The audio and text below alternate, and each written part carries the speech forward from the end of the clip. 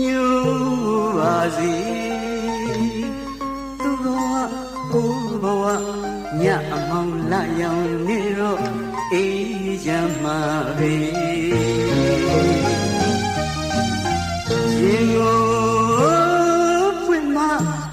ပွင့်လာတဲ့ပန်းအလွန်နဲ့ကျုံဆုံးတွေ့ခဏတာသူဘဝအဘိဓမ္မာ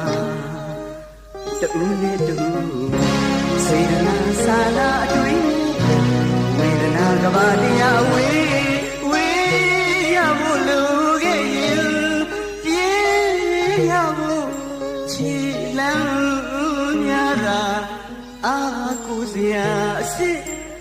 ဖြစ်ရပါပြီလေ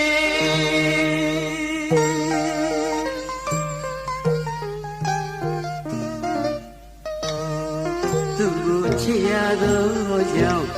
အခုလိုဖြစ်ရခြင်းရဲ့လို့ဆန္ဒဒေါသအမုန်းတရားဆိုသည်နှလုံးသားကိုယ်စီမပါ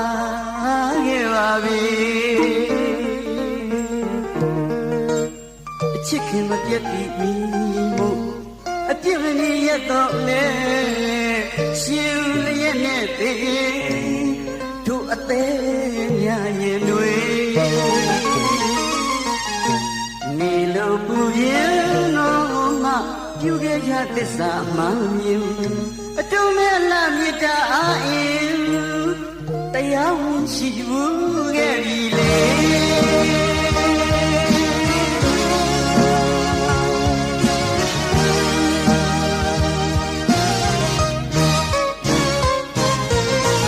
ခေါ်၍ဝေမမနေရရင်ပြန်နေအဲ့တကယ်တော့ဘယ်သူရဲ့မှအပြစ်မဆိုတို့အလိုချဆူတောင်း